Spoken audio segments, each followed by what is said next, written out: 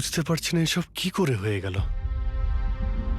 Sir sir কেতন sir তো 100 জনেরও বেশি আসামিকে জেলে পৌঁছেছেন। হতে পারে ওদের মধ্যেই কোনো একজন আসামি এই সব করেছে। হ্যাঁ, কিন্তু কিভাবে, কখন? কেতন স্যার আমার সঙ্গে কথা বলছিলেন, এইখানে বসেছিলেন, ওনার পিছনে কেউ ছিল না। তাহলে হঠাৎই ছুরিটা কে মারলো আর কিভাবে মারলো?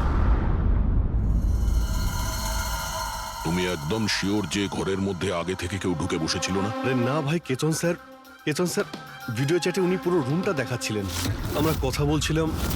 আর রুমটা দেখো, এখানে কোনো জায়গাই নেই, সব কিছু তো খোলা, কেউ কোথায় কিভাবে লুকোতে পারে?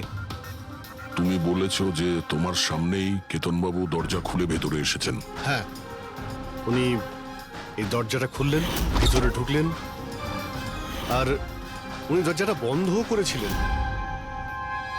তাহলে তো পরিষ্কার ব্যাপার, খুনি এই ঘরের মধ্যে আগে থেকেই ছিল, পরে আসেনি। আর সেটাই তো ভাই আমি দেখতে পেলাম না কেন? আরে আমার কথা ছাড়ো, ইনি কেন দেখতে পেলেন না? স্যার এই রুমটাতে আসার আর কোনো রাস্তা নেই, এই দরজাটা ছাড়া। জানলা টানলা কিছুই নেই। পুরবি, এই রুমটা আবার ভালো করে চেক করো, কোনো না কোনো গুপ্তগত হতেই হবে এই রুমের। স্যার স্যার আমি 3 বার চেক করেছি, প্রত্যেকটা জায়গা, প্রত্যেকটা কোণা, সবকিছুই। সত্যি এই রুমে আসার আর কোনো রাস্তা নেই। কোনো না কোনো গুপ্ত রাস্তা তো হবেই এই রুমের, কিছু গন্ডগোল আছে এখানে, না হলে এটা সম্ভব নয় যে অভিজিৎ ওই খুনিকে দেখতে পায়নি। এই কেতনবাবু এখানে একাই থাকতেন না? হ্যাঁ, একাই থাকতেন, এখানে কেয়ারটেকার থাকতো। তাহলে এটা জানতে হবে যে কে কে ওনার সঙ্গে দেখা করতে আসতো, আর কে কে জানতো কেতনবাবুর এই নতুন বাড়ির ব্যাপারে। ইয়া, পঙ্কজ স্যার। এই কেয়ারটেকারকে ডেকেছো তুমি? হ্যাঁ স্যার, কথা হয়েছে, আসছে। ফ্রেডি, প্রত্যেকটা ফিঙ্গারপ্রিন্ট নেবে, একটাও যেন বাদ না যায়। হ্যাঁ স্যার, প্রতিটা কোণের ফিঙ্গারপ্রিন্টস তুলে আনবো স্যার। স্যার, আমি তো দুদিনের ছুটিতে গেছিলাম, আমি কি করে জানবো যে এরকম এত বড় একটা ঘটনা ঘটে যাবে? তুমি ছাড়া এখানে আর কে কে আসতো? কেতন স্যার আর কার্পেন্টার। কতজন কার্পেন্টার ছিল? 3টে। আর কতদিন ধরে কাজ করছিল? প্রায় 1 মাস ধরে। 1 মাস ধরে? তার মানে ঘরের কোনা কোনা ওরা জানতো। এই কার্পেন্টার কেতনবাবু কোথা থেকে এনেছিলেন? ওনার পরিচিত ছিল নাকি কেউ পাঠিয়েছিল? না স্যার, ওরা কেতন স্যারের জানাশোনা লোক ছিল, কারণ ওরা কেতন স্যারের আগের বাড়িতেও কার্পেন্টারের কাজ করেছে। তুমি শিওর যে আর কেউ আসেনি? না স্যার। হ্যাঁ, মনে পড়েছে স্যার, 2জন অচেনা লোক এসেছিল। একজন কোনো এক ইন্টারনেট কোম্পানি থেকে এসেছিল, আর দ্বিতীয়জন ওয়াটার পাইপলাইন চেক করতে এসেছিল। ওরা পুরো বাড়ি ঘুরে দেখেছিল। স্যার এর জন্য আমাকে বকেছিলেন। কেন বকেছিলেন? কেননা আমি ওদের ভেতরে আসতে দিয়েছিলাম। স্যারের ওই 2জনের প্রথম থেকে আসার কোনো খবর ছিল না, আর স্যার ইন্টারনেট কানেকশনের জন্য কাউকে কিছুই বলেনি। আর এটা কবেকার ঘটনা? এটাই 2-3 সপ্তাহ আগের কথা। ও, মনে হচ্ছে এই দুজনেই কোনো গন্ডগোল করেছে। আচ্ছা, 5 বছর আগে তোমরা যখন এই কেসটা সলভ করেছিলে, তখন কেতনবাবু ছাড়া এই টিমে আর কে কে ছিল? আমি, পুরবী, কেতন স্যার আর মহেন।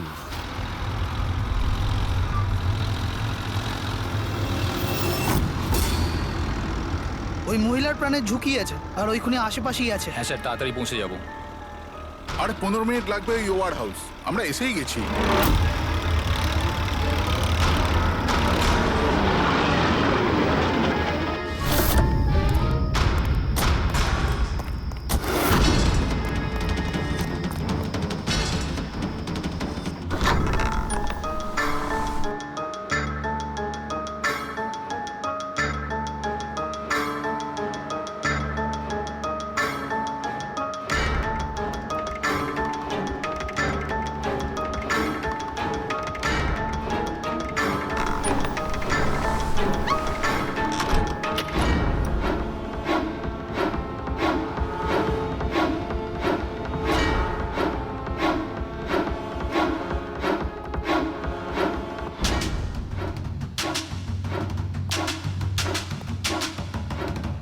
স্যার, এখানে তো কোনো মহিলাকে দেখতে পাচ্ছি না, আর ওই অপরাধীও নেই। ওটা কোনো মিথ্যে কল ছিল না তো? কোনো কারণ তো হবেই যে কেউ আমাদের ফোন করে এখানে ডাকলো, আর সেই কারণ এই আশেপাশেই আছে।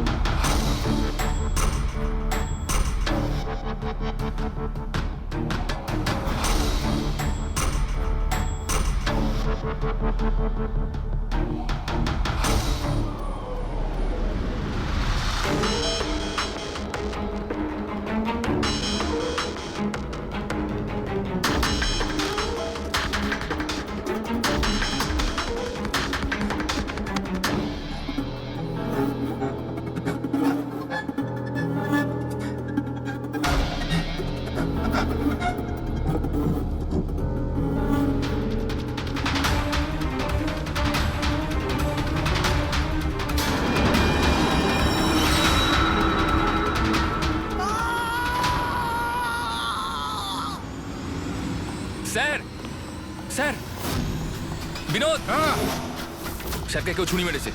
Sir, sir, oh no, oh no, he is dead. তুমি দরজাটা দেখো, দরজা দেখো তাড়াতাড়ি। আরে দরজা তো ভেতর থেকে বন্ধ, তার মানে খুনি ঘরের ভেতরেই কোথাও আছে। ওদিকে দেখো, তুমি ভেতরটা দেখো, হ্যাঁ, তাড়াতাড়ি যাও। দেখছি।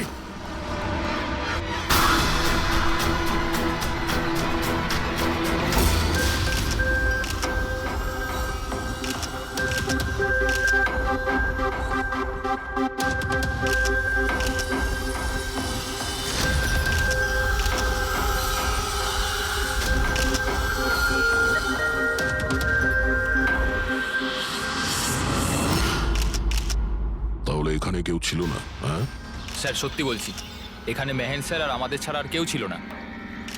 বুঝতেই পারছি না যে খুনটা করলো কি। আচ্ছা, আপনারা এখানে এসেছিলেন কেন? স্যার, একজন মহিলা ফোন করেছিলেন যে ওনার প্রাণ বিপদে আছে, ওনাকে বাঁচাতেই আমরা এখানে এসেছিলাম। কিন্তু এখানে তো কোনো মহিলা ছিলই না, আর ফোনটাও একটা প্রাইভেট নম্বর থেকে করা হয়েছিল। আচ্ছা, এগুলো একটা ষড়যন্ত্র, প্ল্যান করে করা ষড়যন্ত্র। স্যার, এই যে এখানকার ওয়াচম্যান স্যার। তুমি গোডাউন কটায় বন্ধ করেছিলে? স্যার, রাত 10টার সময়। সেই সময় এখানে কেউ ছিল? না স্যার, ভালো করে চেক করেছিলাম, কেউ ছিল না। আপনারা এই রুমের দরজাটা খোলা রাখেননি তো ভেতরে আসার পরে? না, ভেতরে ঢুকতেই আমরা সবার আগে দরজাটা ভেতর থেকে বন্ধ করে দিয়েছিলাম। স্যার, খুন হওয়ার পরেও আমরা দরজা চেক করেছিলাম, ভেতর থেকে বন্ধই ছিল। খুনি আগে থেকেই ভিতরে ছিল, কেতন স্যারের বাড়ির মতো। একটাই দরজা যেটা বন্ধ ছিল, আর কোনো জানালা নেই। তাহলে খুনি গেল কোথায়? স্যার, আবারও একজন এমন অফিসারের খুন হয়েছে যাকে আমরা চিনি। আমার মনে হচ্ছে খুনিকে আমি চিনি। অভিজিৎ, তুমি কি করে খুনিকে চিনবে? তুমি তো দেখোইনি খুনিকে। পার বুঝে গেছি স্যার, আপনি কার দিকে ইঙ্গিত করছেন।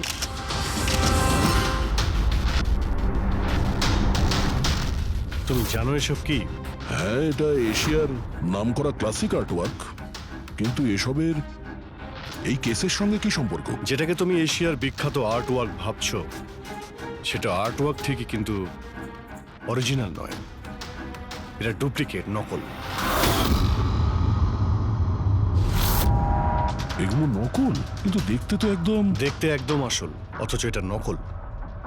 কিন্তু এই আর্টওয়ার্কের এই দুটো মার্ডারের সঙ্গে কি সম্পর্ক? এটা 5 বছর আগের কথা দয়া। তোমার এটা মনে আছে? তুমি আর এসিপি স্যার ডেপুটেশনের জন্য দিল্লি গিয়েছিলে। সেই সময় কিছুদিনের জন্য আমি আর পুরবী একটা কেসে ক্রাইম ব্রাঞ্চের হয়ে কাজ করেছিলাম। হ্যাঁ হ্যাঁ হ্যাঁ, কিছু কিছু মনে পড়ছে। এটা সেই কেস না যাতে কেউ নকল আর্টওয়ার্ক বানিয়ে সেটাকে বেশি দামে বেচার চেষ্টা করছিল? কারেক্ট। এই আর্টওয়ার্ক সেই বানিয়েছে, মিখেল। ওর নাম মিখেল।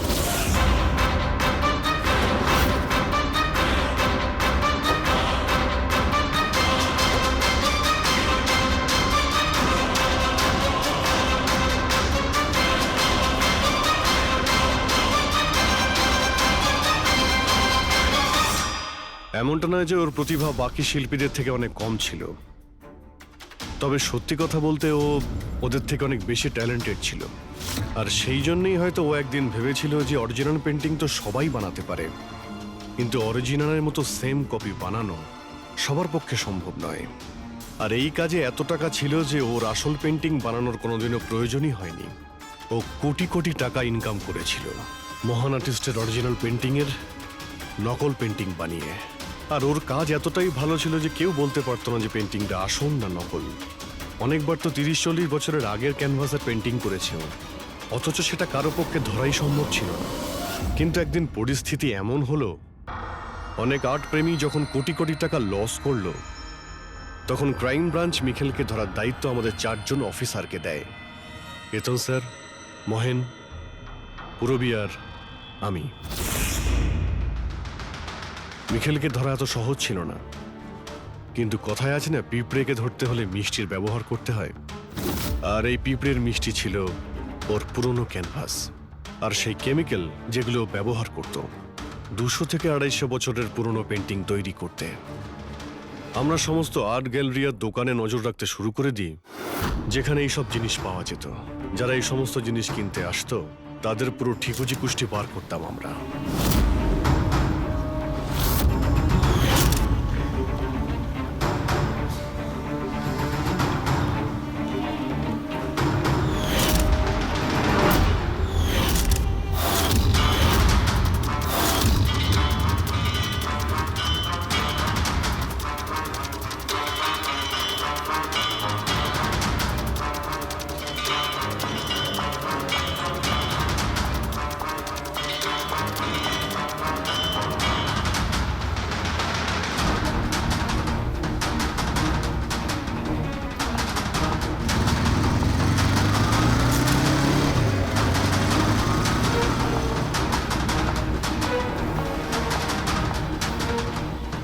যতগুলো ছবি পাঠাচ্ছি প্রত্যেকের ডিটেলস আমার লাগবে।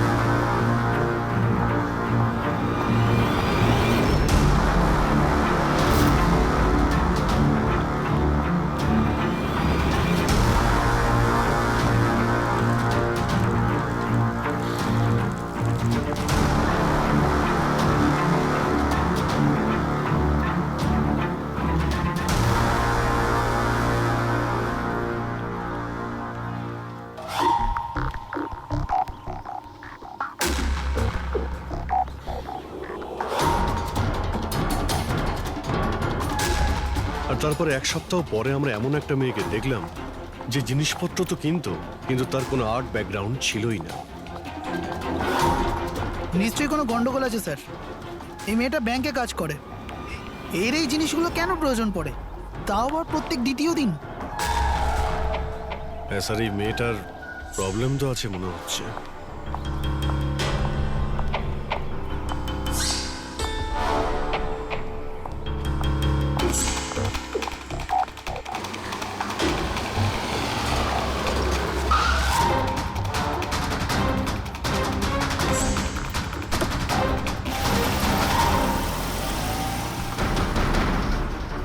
এই মেয়েটার একটু গন্ডগোল আছে, ওর পিছু নাও, দেখো কোথায় যাচ্ছে।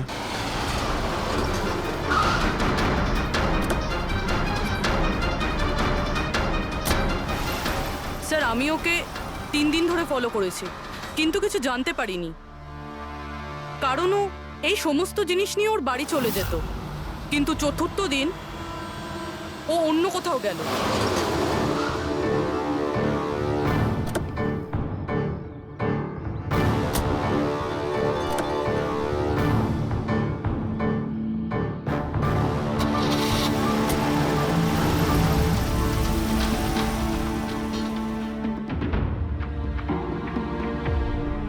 নিখিল, নিখিল, নিখিল,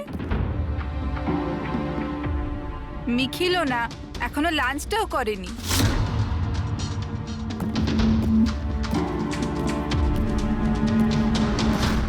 লাঞ্চও করনি, এত কি কাজে ব্যস্ত থাকো যে খাওয়ার টাইম থাকে না? তোমায় দেখলেই তো আমার পেট ভরে যায়। জানো, বেবিকে মাখন লাগানোর না, এটা অনেক পুরনো আইডিয়া। মাখন নয়, সত্যি বলছি, তোমার মতো ভালোবাসতে পারে এমন জীবনসাথী কোথায় পাবো আমি, যে আমার জন্য নিজেকেও বিপদে ফেলতে পারে। আমি তো তোমার জন্য নিজের জীবনটাও দিতে। খবরদার, এরকম কথা যদি আরেকবার তুমি বলেছ, যদি তোমার কিছু হয়ে যায় না, আমি এই দুনিয়াটাকে আগুন লাগিয়ে দেবো। এত ভালোবাসো আমায়? নিজের থেকেও বেশি। যদি আমি কিছু চাই, তুমি আমায় দেবে?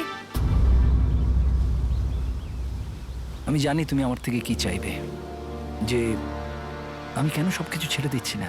জানোই যখন, তাহলে তুমি কেন ছেড়ে দাও না?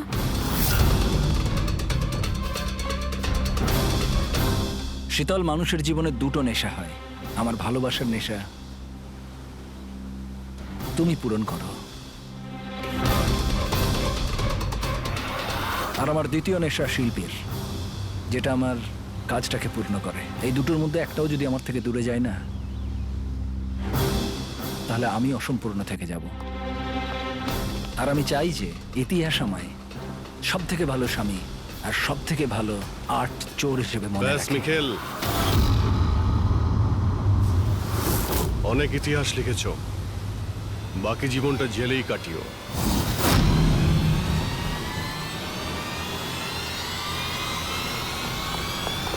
নিখিল,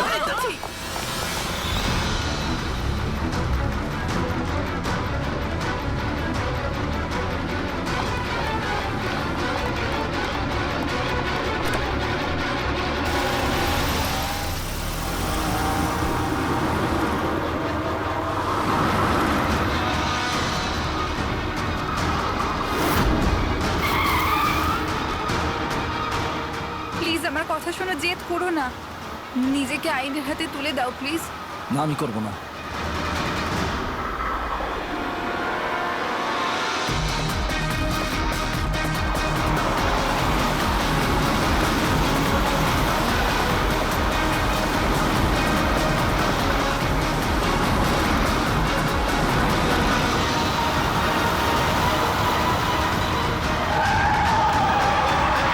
নিখিল!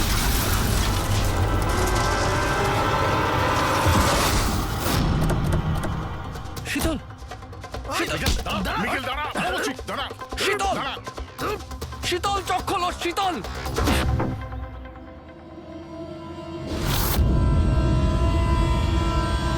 She is dead, sir.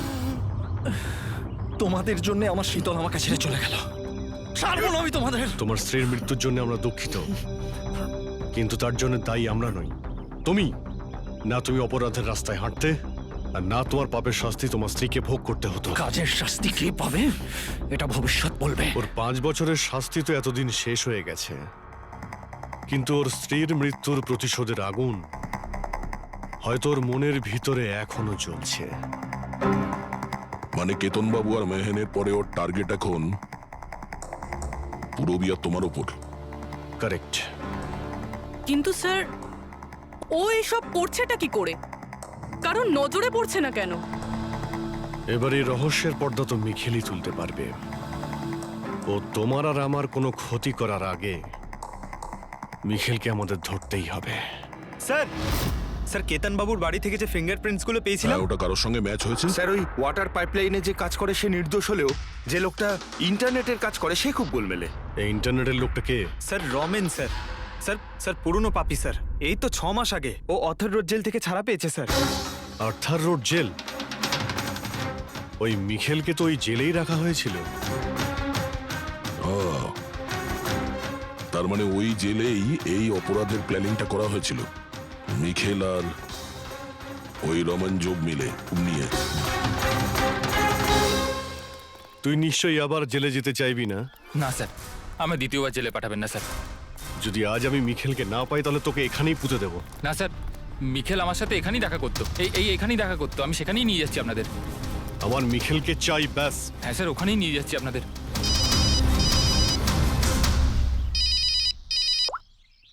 হ্যাঁ শান্তি, কি বাবা শরীর খারাপ করছে? কিন্তু এরকম হঠাৎ? আমি তো কেসের ইনভেস্টিগেশন করতে এসেছি। কি হয়েছে? স্যার ওই বাবা একটু অসুস্থ হয়ে পড়েছে। ওই শান্তি নার্স যে আমার বাবার দেখাশুনো করে, সেই ফোন করেছিল। ঠিক আছে, তুমি যাও, আমরা দেখে নিচ্ছি। কিন্তু স্যার। যাও, আর কোনো প্রয়োজন পড়লে ফোন করবে।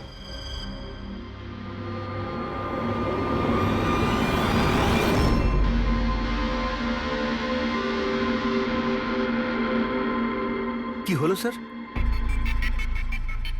ফ্রেডি, আমি এটা ভাবছি যে আমাদের এই সিআইডির কেরিয়ারে আমরা অনেকেই ক্লোজ রুম মার্ডার সমাধান করেছি, কিন্তু তাদের মধ্যে একটা কেসও এরকম ছিল না। হ্যাঁ স্যার, এর আগেও এরকম ঘর বন্ধ থাকার কেস এসেছিল। কোথাও না কোথাও তো গোপন রাস্তা খুঁজে পাওয়াই যেত খুনির আসার এবং যাওয়ার জন্য। হ্যাঁ, হয়তো রুমের মধ্যে কোনো গুপ্ত পথ থাকে, না হলে রুমের মধ্যে কোনো রাস্তা বানানো হয় খুন করার জন্য। কিন্তু এখানে না তো কোনো গুপ্ত রাস্তা আছে, না রুমের মধ্যে কোনো গন্ডগোল করা হয়েছে, না। আর এই খুনি এমন যাকে দেখাই যাচ্ছে না। স্যার, আমার তো ভেবেই কিরকম মাথাটা ঘোরা শুরু হয়ে গেছে। খুনিকে দেখা যাচ্ছে না কেন? অনেক বছর আগে আমি একটা সিনেমা দেখেছিলাম যেখানে হিরো একটা গ্যাজেট লাগিয়ে অদৃশ্য হয়ে যেত, কিন্তু ওটা তো সিনেমা ছিল না স্যার। হ্যাঁ, ওটা তো সিনেমা ছিল, কিন্তু এটা তো বাস্তব জীবন। স্যার, কি ভাবছেন আপনি? এটাই ভাবছি, এর মধ্যে কোন জিনিসটা আমি বুঝতে পারছি না।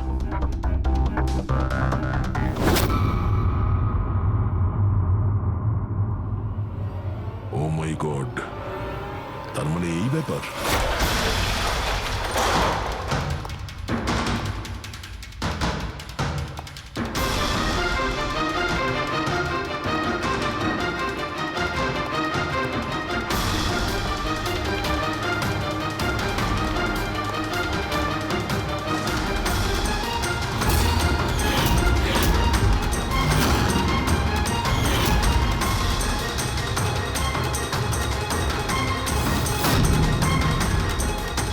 দিন ধরেই আমাদের চারজনকে ফলো করছিল, আর তুই ওকে হেল্প করছিলি এই সমস্ত কাজে? হ্যাঁ স্যার।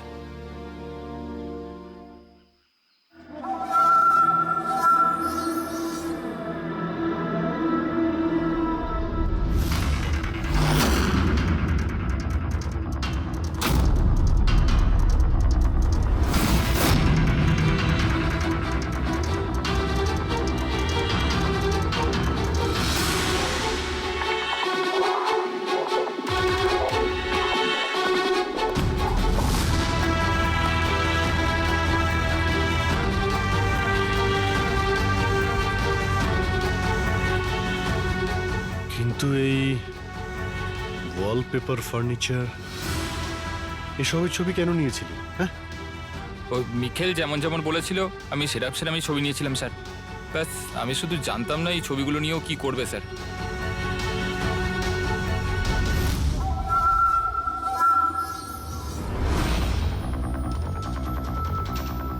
তাহলে কি এই ছবির মধ্যেই লুকিয়ে রয়েছে খুনের রহস্য?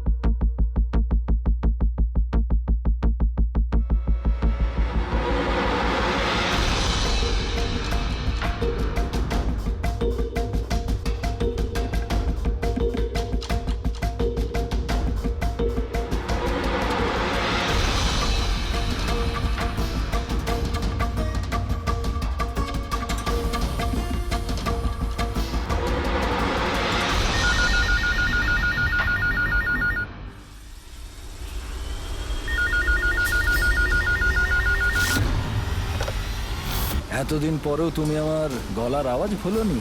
এমনিতে আমি জানতাম যে তুমি আমার বাড়ি পর্যন্ত নিশ্চয়ই পৌঁছবে।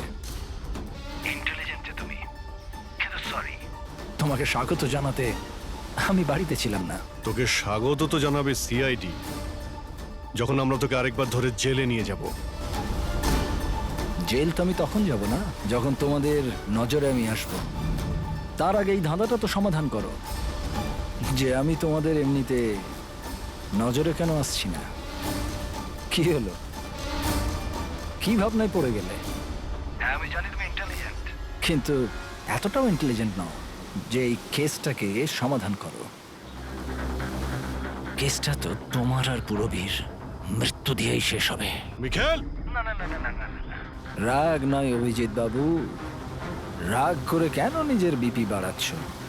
চলো একটা ছোট্ট তোমায় হিন্ট দিয়ে দিই। আমায় তুমি সেখানেই দেখতে পাবে যেখানে এই গল্পের শুরু হয়েছিল, যেখানে শীতলকে তুমি আমার থেকে ছিনিয়ে নিয়েছিলে। পুরবী মারা যাওয়ার আগে তো নিশ্চয়ই পৌঁছতে পারবে। মিখেল, মিখেল, হ্যালো পঙ্কজ, তুমি এক্ষুনি পুরবীকে ফোন করো, ওকে বলো বাড়িতে থাকতে, বাইরে বের না হতে। ও কি হলো স্যার? আচ্ছা, আমি যেটা ভাবছি সেটা যদি ঠিক হয় তাহলে জানা যাবে যে খুনি এগুলো কিভাবে করলো। কিভাবে? আশ্চর্য তো, বাবা তো পুরোপুরি সুস্থ আছে। তাহলে তাহলে শান্তি ফোন করে আমাকে ডাকলো কেন? আর নিজেও তো বাড়িতে নেই। ফোন করলাম, ফোনটাও ধরছে না।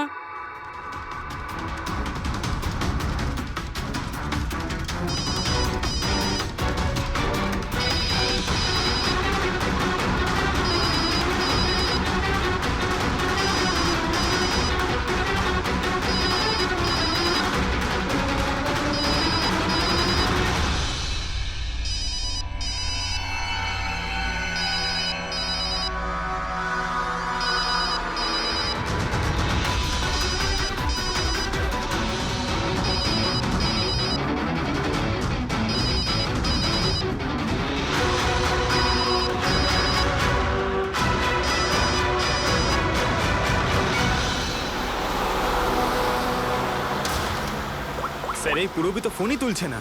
কি, ফোন তুলছে না? কোনো প্রবলেম নেই তো? স্যার, মিখেল ওর কাছে পৌঁছে যায়নি তো? হতে পারে। ওই যে ফোনটা এসেছিল ওর বাড়ি থেকে ওর বাবার শরীর খারাপের ব্যাপারে, হতে পারে ফোনটা মিখেলই করেছিল। স্যার, পুরবীর কিছু হবে না তো? আশা করছি আমরা সময় মতো পৌঁছে যাব। যদি পুরবীর কিছু হয় তাহলে না,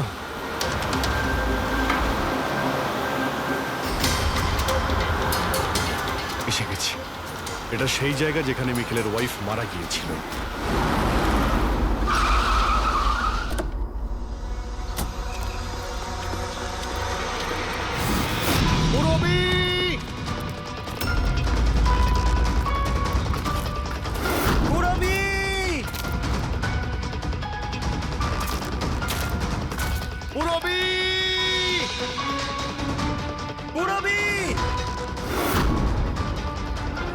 ওই দিকটা দেখো।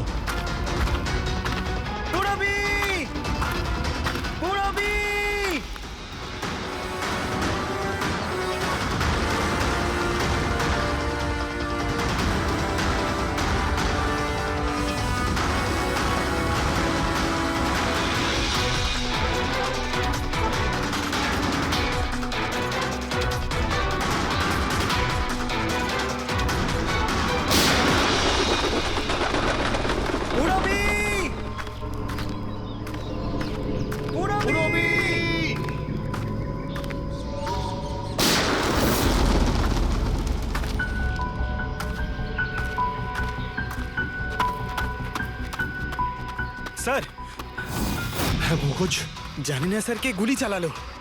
রবিকে পেলে? পুরবী ওখানে স্যার।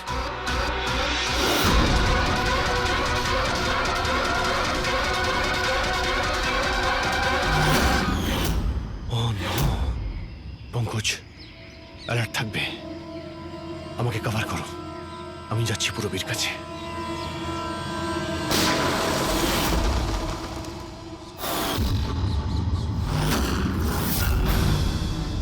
ভয় পেও না অভিজিৎ, এখনো ও মরেনি।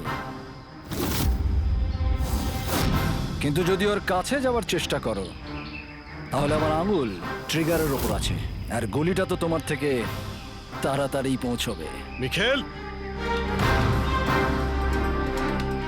গুলি চালিও না। দেখো, তুমি প্রতিশোধ নিতে চাও তো? দেখো, আমি এসে গেছি। তুমি পূরবীকে যেতে দাও। খবরদার, কোনো চালাকি নয় অভিজিৎ, কারণ তুমি আমাকে দেখতে পাবে না, কিন্তু আমি তোমায় ভালো করে দেখতে পাবো।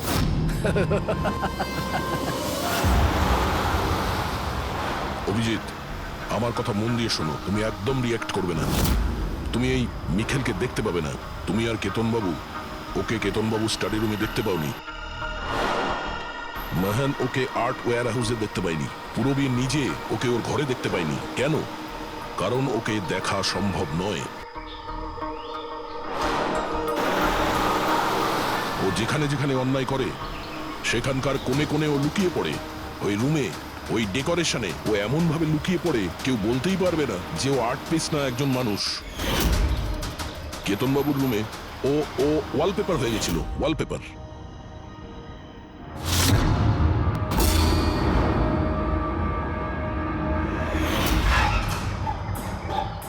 আর মেহানের ওই ওয়্যার হাউসে ও ও পোর্ট্রেট হয়ে গেছিল।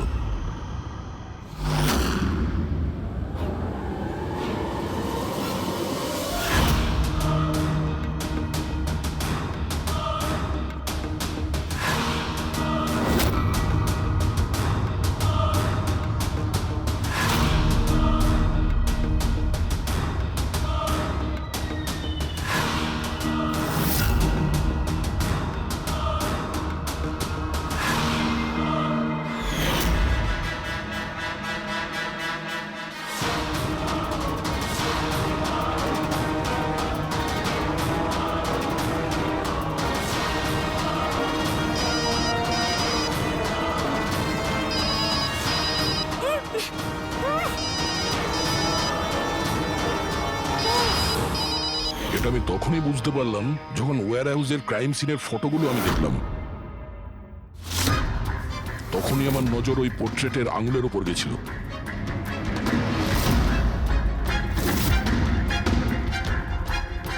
ও পোর্ট্রেট ছিল না, ওই মিখেল ছিল, মিখেল। ওকে দয়া, পঙ্কজ সাবধানে, পঙ্কজ সাবধানে, জঙ্গলে লুকিয়ে আছে। পঙ্কজ, তুমি এখানেই থাকো, রবির দিকে নজর রাখবে। মিখেল, আমরা কিছুই করব না, আমরা এখান থেকে চলে যাচ্ছি। তবে তুমি রবিকে ছেড়ে দাও প্লিজ।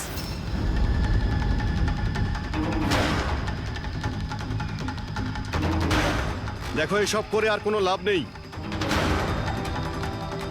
আমি এখানে এসে গেছি, তুমি তুমি বলো কোথায় যেতে হবে, আমি চলে যাচ্ছি। বাস, আগে এগোবে না অভিজিৎ, আমার সাথে গেম খেলা বন্ধ করো। ঠিক আছে, ঠিক আছে, গুলি চালিয়ে কোনো লাভ নেই, আমরা এখান থেকে চলে যাচ্ছি। কিন্তু তুমি তুমি কি চাও মিখেল? যা কিছু হয়েছিল সেটা সেটা তো হয়ে গেছে, কিন্তু এসব করে তুমি কি পাবে? হ্যাঁ,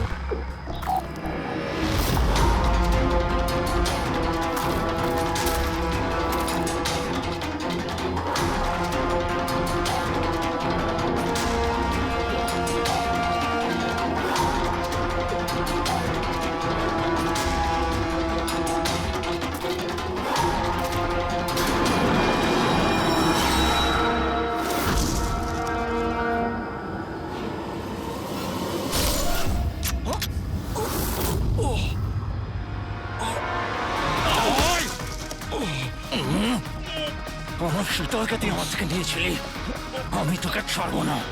আয়, আমার শীতলকে দূরে করেছিলি।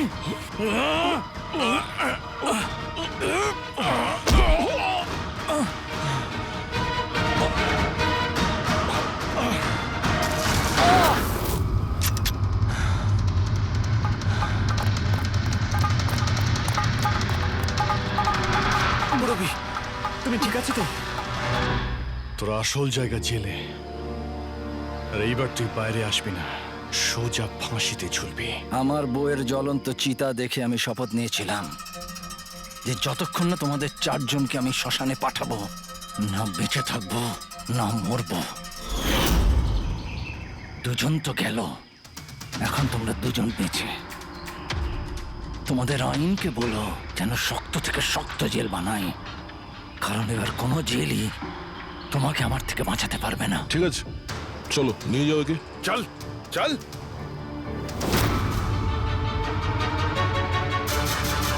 আসবো।